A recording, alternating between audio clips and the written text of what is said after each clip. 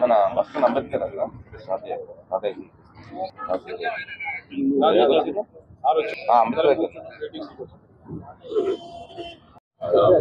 వీళ్ళిద్దరు ఏడు దాకా వచ్చిండ్రు. పత్రికా మిత్రులకి, ఎలక్ట్రానిక్ మీడియా సోదరులకి, అదేవిధంగా నియోజకవర్గ అన్ని మండలాలకు సంబంధించిన మండల అధ్యక్షులకు,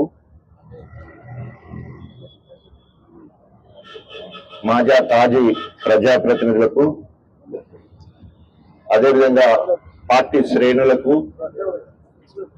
ప్రతి ఒక్కరికి నా యొక్క తెలంగాణ ఉద్యమాభివందనాలు తెలియజేసుకుంటూ, ఈరోజు తెలంగాణలో ఒక రాక్షస పాలన నడుస్తా ఉన్నది. రేవంత్ రెడ్డి ఉసిగొలిపి కాంగ్రెస్ గుండాల చేత దౌర్జన్యాలు చేయిస్తా ఉన్నాడు. మొన్నటికి మొన్న ఎమ్మెల్యేలందరినీ ప్రోటోకాల్ ప్రకారం ఒక తీరుగా చూడవలసిన అవసరం ఉండే. కౌశిక్ రెడ్డి, అదేవిధంగా ఎర్కపూడి గాంధీ విషయంలో పక్షపాత ధోరణి కొట్టొచ్చినట్టు కనబడ్డది. కౌశిక్ రెడ్డి గృహ నిర్బంధం చేసి, అదేవిధంగా గాంధీకి మాత్రము స్వేచ్ఛగా 9 కిలోమీటర్లు ఎస్కాట్ పెట్టి తీసుకొచ్చి రేవంత్ రెడ్డి గైడ్ లైన్స్ ప్రకారము దాడి చేయించే ప్రయత్నం చేయడం జరిగింది.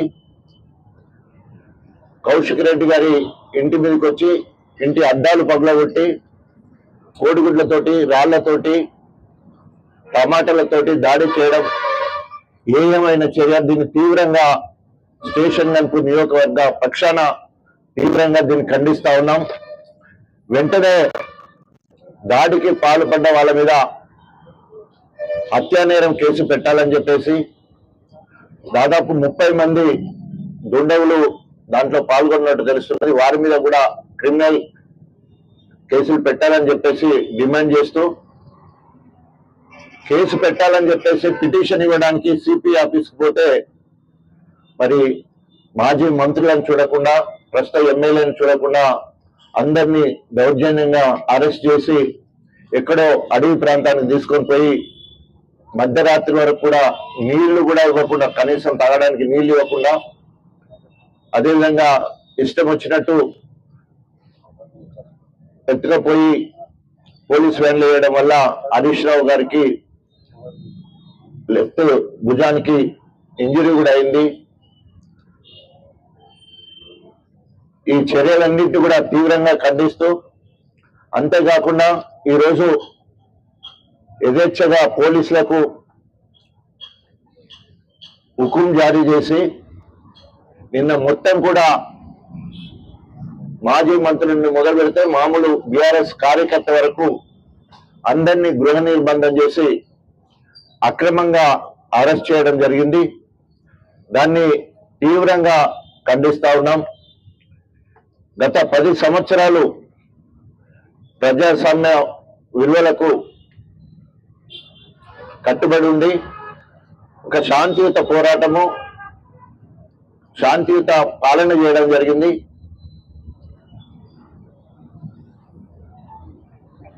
కానీ 9 నెలలు కాంగ్రెస్ పాలన ఒక రాక్షస పాలన లెక్క కాంగ్రెస్ వచ్చింది. ఈరోజు అప్రజాస్వామిక కార్యక్రమాలు జరుగుతూ ఉన్నాయి. ప్రజాపాలన అని చెప్పేసి ప్రజలను హింసించే పాలన జరుగుతూ ఉంది. కక్ష సాధింపు చర్యలకు పాల్గొంటూ ఈరోజు వ్యక్తులను టార్గెట్ చేసి వారి మీద దాడి చేసే కార్యక్రమాలు జరుగుతూ ఉన్నాయి. పూర్తిగా తెలంగాణలో లా అండ్ ఆర్డర్ పూర్తిగా క్షీణించిపోయింది. ఎక్కడ చూసినా అరాచకాలు, ఎక్కడ చూసినా నిర్బంధాలు, ఎక్కడ చూసినా అనేక రకాలుగా బీఆర్ఎస్ కార్యకర్తల మీద దౌర్జన్యాలు జరుగుతూ ఉన్నాయి. దీన్ని తీవ్రంగా ఖండిస్తున్నాం. అదేవిధంగా ఈ సమస్య అంతా ఎక్కడ మొదలైంది అంటే పార్టీ ఫిరాయింపు చట్టం అమలు పరచాలనే కార్యక్రమంలో మాట్లాడిన దాన్ని బట్టి ఇవన్నీ కూడా జరుగుతున్నాయి. 1985లో కాంగ్రెస్ పార్టీకి సంబంధించిన అధినేత రాజీవ్ గాంధీ గారు ఫిరాయింపుల చట్టాన్ని తీసుకురావడం జరిగింది. దానిలో ఉన్న కొన్ని లోగుసుల వల్ల ఇప్పటివరకు కొన్ని నిర్ణయాలు జరిగినాయి. తర్వాత తన తనయుడు రాహుల్ గాంధీ గారు మొన్న నేషనల్ కాంగ్రెస్ పార్టీ మేనిఫెస్టోలో ఎవ్వరు కూడా పార్టీ ఫిరాయింపు చట్టాన్ని మేనిఫెస్టోలో పెట్టడం జరిగింది. పార్టీ ఫిరాయిస్తే ఒక పార్టీ నుండి గెలిచి ఇంకో పార్టీలోకి పోతే వాటిని బహిష్కరించాలని ఆ ఎన్నిక చెల్లనేరదని పెట్టేసి దానికి ఒక అడుగు ముందుకేసి రేవంత్ రెడ్డి గారు ఎవరైనా ఒక పార్టీలో గెలిచి ఇంకో పార్టీలో పోతే రాళ్లతో కొట్టండి అని చెప్పేసి ఆయన కూడా పిలుపునివ్వడం జరిగింది. ఈరోజు గౌరవ సింగిల్ జడ్జితో కూడిన జడ్జిమెంట్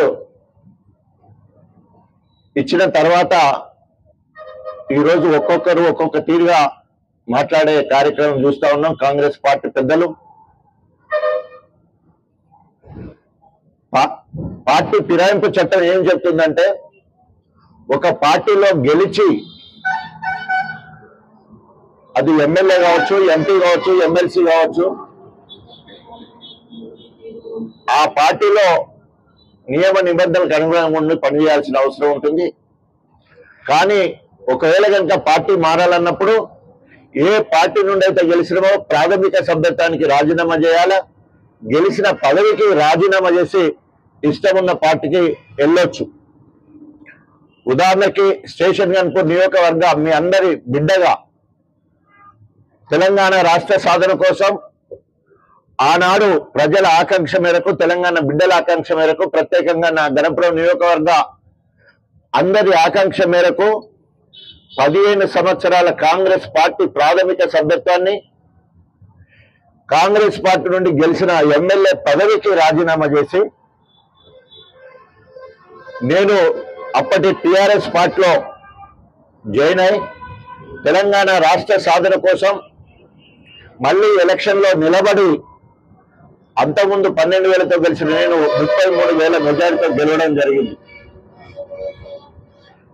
ఈరోజు నైతిక విలువల గురించి మాట్లాడే పెద్దలు ఎవరైతే అభివృద్ధి కోసమే మేము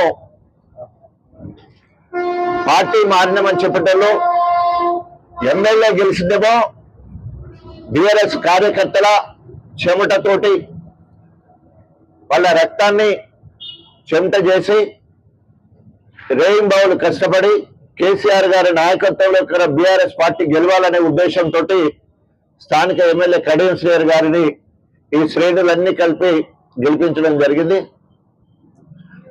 అధికార పార్టీ మరి బిడ్డ కోసమే అనుకోండి, లేదా ఆయనకు మంత్రి పదవి కోసం పోతే పోవచ్చుగాక, కానీ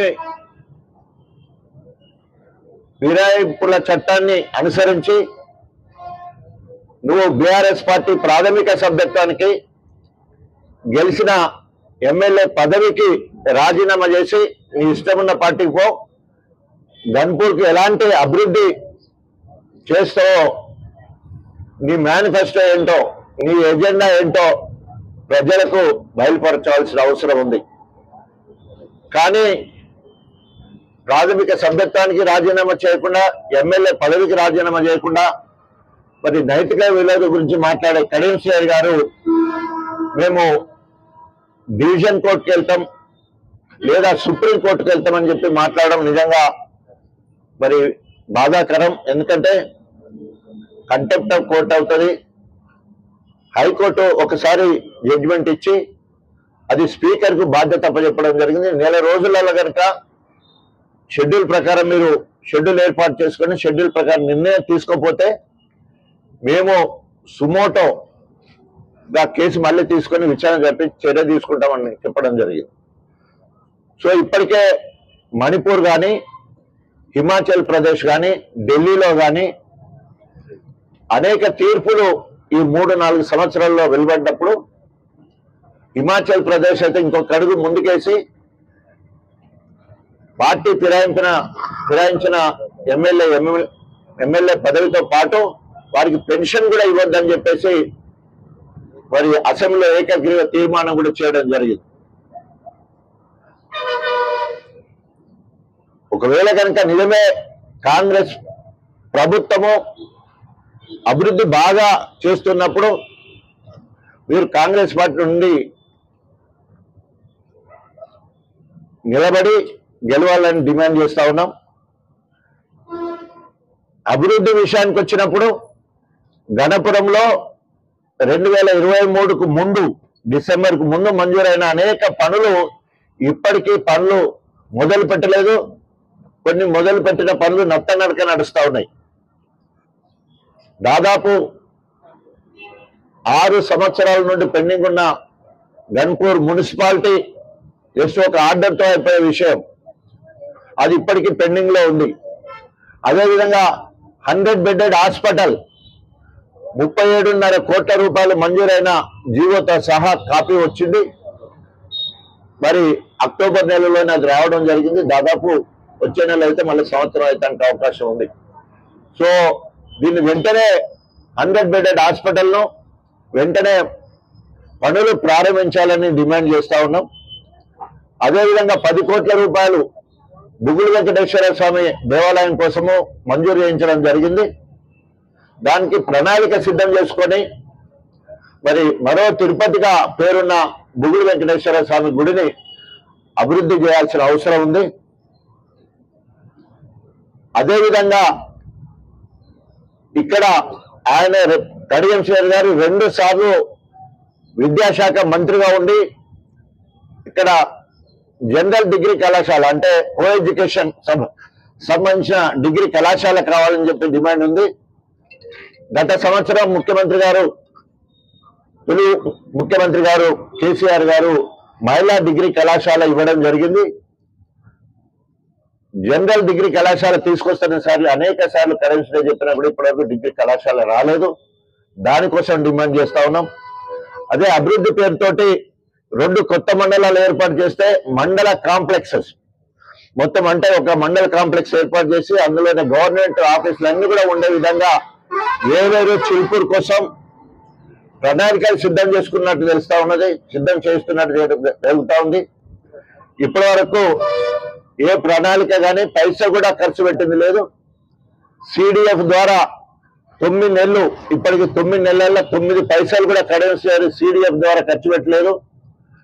ఎస్డిఎఫ్ స్పెషల్ డెవలప్మెంట్ ఫండ్ ఏమన్నా తీసుకొచ్చారంటే అది లేదు. తర్వాత పార్టీ మారినందుకు ఏమన్నా ప్యాకేజ్ అంటే గతంలో బీఆర్ఎస్ ప్రభుత్వం ఉన్నప్పుడు ఎవరైనా పార్టీలో విలీనమైనప్పుడు ఆ నియోజకవర్గానికి 100 నుండి 150 కోట్ల రూపాయల ప్యాకేజ్ స్పెషల్ ప్యాకేజ్ ఇవ్వడం జరిగింది. అలాంటి ప్యాకేజ్ ఏమన్నా తీసుకొచ్చిండా? ఆయన పార్టీ మారడం వల్ల ఏమన్నా కొన్ని కాంగ్రెస్ బీఆర్ఎస్ శ్రేణులు త్యాగం చేస్తే మన పనన్నా వచ్చిందా? ప్యాకేజ్ ఏమన్నా వచ్చిందంటే అలాంటి ప్యాకేజ్ రాలేదు. అదేవిధంగా స్పెషల్ ప్రాజెక్ట్ ఏమన్నా కొత్తగా ఇండస్ట్రియల్ కారిడార్ ఏర్పడ్డది, ఇక్కడ కొత్త ప్రాజెక్టులు ఏమన్నా తీసుకొచ్చిందా, ఇండస్ట్రీ ఏమన్నా తీసుకొచ్చిందా అంటే అట్లాంటివి కూడా ఏమి తీసుకురాలేదు. అభివృద్ధి పేరుతోటి కాలయాపన చేస్తా ఉన్నాడు. ఇప్పటి వరకు గణపూర్కు కడియం శ్రీహరి చేసింది గుండు సున్నా. ఈ 9 నెలల్లో కడియం శ్రీహరి బీఆర్ఎస్ పార్టీ నుండి గెలిచి కాంగ్రెస్ అభివృద్ధి పేరు మీద పోయి ఇప్పటి వరకు చేసింది ఏమన్నా ఉంటే అది గుండు సున్నా మాత్రమే. కాలయాపన చేస్తా ఉన్నాడు. అంతేకాకుండా నైతిక విలువలు మర్చిపోయి మరి హైకోర్టు ఇచ్చిన తీర్పును తప్పుబట్టి మేము సుప్రీంకోర్టుకు పోతాను కూడా చెప్తా ఉన్నాడు.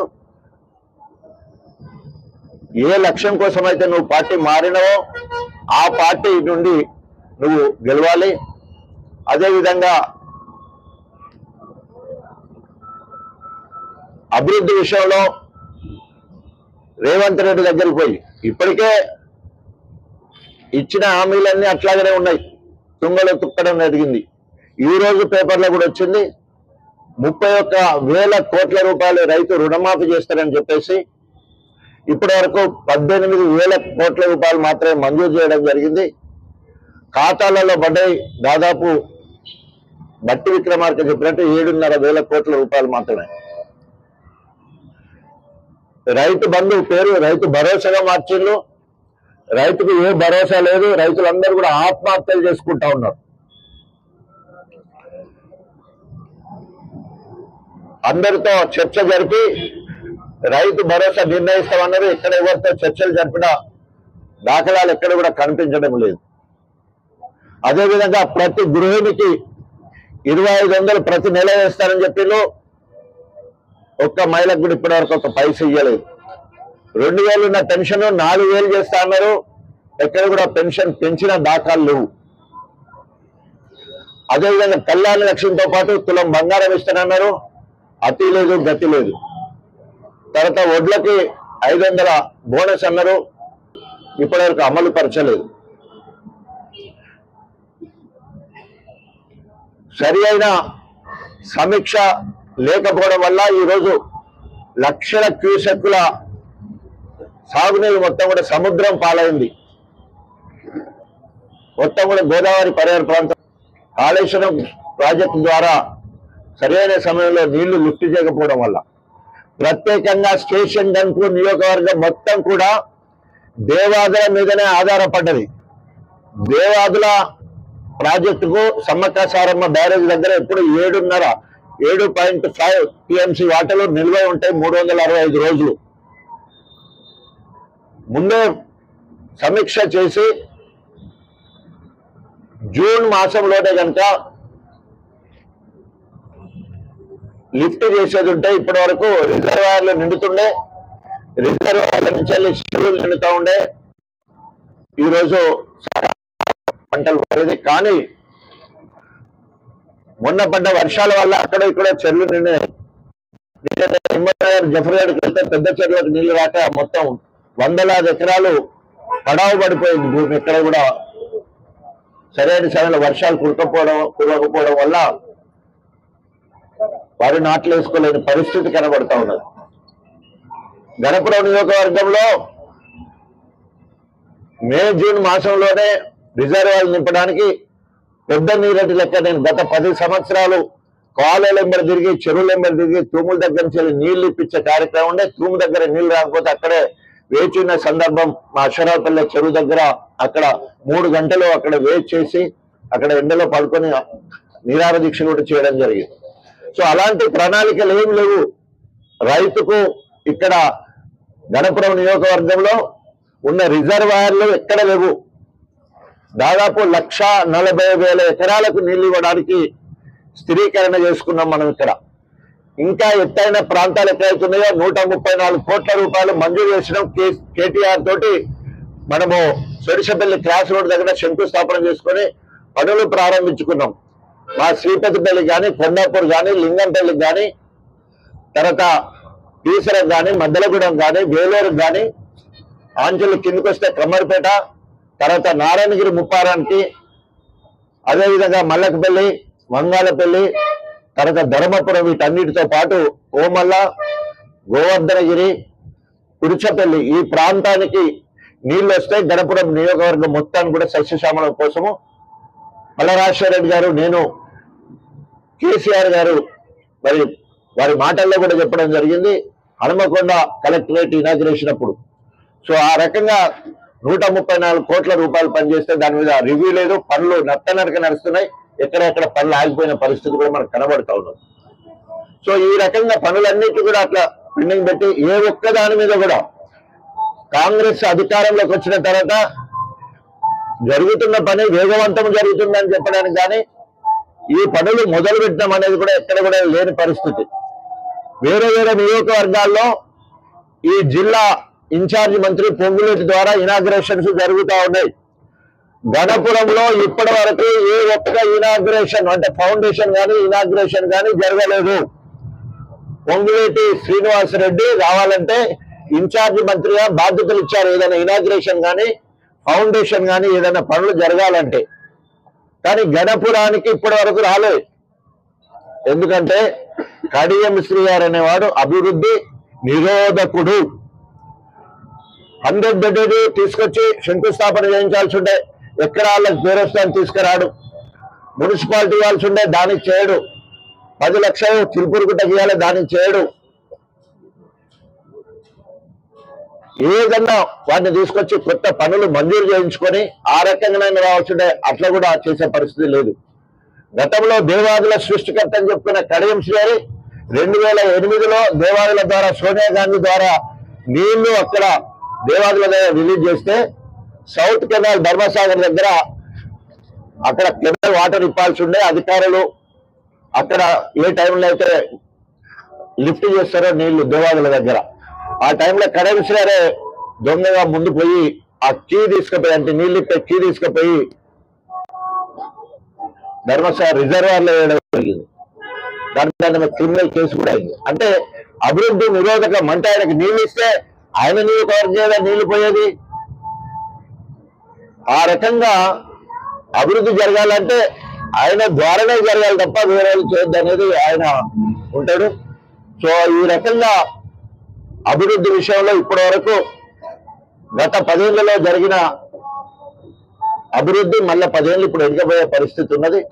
అనేక రకాలుగా చెర్లు కుంటలు మరమ్మతులు చేసుకొని చెర్లు కుంటలు నింపే పరిస్థితి ఉండే. ఇవాళ రోడ్లన్నీ కూడా గొప్పగా మనం నిర్మించుకున్నాం. అవన్నీ కూడా పడ్డ వానలు ఖరాబ్ అయిపోతే వాటిని రిపేర్ చేసే దిక్కు లేని పరిస్థితి కనబడతా ఉన్నది. ఏమైనా కూడా ఇప్పటి నుంచి వెళ్ళి ప్రజా జీవితంలో ఒక ప్రధాన ప్రతిపక్షంగా గణపురం నియోజకవర్గంలో బీఆర్ఎస్ శ్రేణులు ఎక్కడికెక్కడ గ్రామ స్థాయిలో జరిగే సమస్యలు కావచ్చు, మండల స్థాయిలో జరిగే కార్యక్రమం కావచ్చు, నియోజకవర్గం జరిగే కార్యక్రమాలు కావచ్చు, అందరం కూడా ఎప్పటికప్పుడు ప్రజా వ్యతిరేక విధానాలు అవలంబిస్తున్న కాంగ్రెస్ పార్టీని ఎప్పటికప్పుడు నిలదీస్తూ ప్రజలను చైతన్యతం చేసి ఎన్నికలు ఏవైనా రేపు రాబోయే రోజులలో ప్రజలందరూ కూడా ఇప్పటికే సంసిద్ధంగా ఉన్నారు. మనం సోషల్ మీడియాలో చూస్తే పార్టీ ప్రభుత్వంగా ఏర్పడిన తర్వాత కాంగ్రెస్ ఎన్ని రకాలుగా విఫలమైందో మనం సోషల్ మీడియాలో చూస్తే అర్థమవుతా ఉంది. దాన్ని మనం అందరం కూడా ప్రజలకు అర్థమయ్యేటట్టు ప్రజలకు తీసుకుపోయి ప్రజలను చైతన్యవంతం చేసి జరగబోయే సంస్థగత లోకల్ బాడీ ఎన్నికలు కావచ్చు, ఏ ఎన్నికలు వచ్చినా కూడా తప్పకుండా విజయం మనమే సాధించే విధంగా గొప్పగా పనిచేయాలని పిలుపునిస్తూ మీరందరూ కూడా కష్టపడి పనిచేయడం వల్లనే ఈరోజు మనములందరినీ బీఆర్ఎస్ శ్రేణులను మోసం చేసి కడియం శ్రీ గారి తన వ్యక్తిగత ప్రయోజనాల కోసము మరి కాంగ్రెస్ పార్టీలో జాయిన్ అయిందని చెప్పుకుంటున్నాడు. బిడ్డకు మరి అక్కడి నుంచి టికెట్ ఇప్పించుకున్నాడు. ఇక్కడ ఇద్దరు కలిసి పనిచేయాల్సిన అవసరం ఉంది. వేరే నియోజకవర్గాల కంటే తండ్రి బిడ్డ ఇద్దరు ఇక్కడి నుంచి వెళ్తారు కాబట్టి డబుల్ ఇంజన్ ఎంతైతే పనిచేస్తుందో లోడ్ గుంజుకొస్తుందో అంత గొప్పగా ఇక్కడ పనిచేయాల్సి ఉంటుంది కాబట్టి. కానీ అలాంటిది మనకి ఏ ఒక్కటి కూడా ఇద్దరు కలిసి చేసినట్టు ఎక్కడ కూడా ఒక్కటి కూడా కనిపిస్తలేదు. మనం ఎప్పటికప్పుడు ప్రజా వ్యతిరేక విధానాలు అవలంబిస్తున్న కాంగ్రెస్ పార్టీని ఎండగడుతూ స్థానిక ఎమ్మెల్యే గారిని ఇప్పటికైనా అభివృద్ధి కోసం అయితే నువ్వు పోయేది ఉంటే నీ ఎజెండా చెప్పాలని చెప్పేసి డిమాండ్ చేస్తూ గణపురం నియోజకవర్గం అభివృద్ధి సంక్షేమంలో 10 సంవత్సరాలు ముందుండే ఇప్పుడు వెనుకబడే పరిస్థితి ఉన్నది. దయచేసి మనం అందరం కూడా ఎప్పటికప్పుడు నిలదీయాలని చెప్పేసి పిలుపునిస్తూ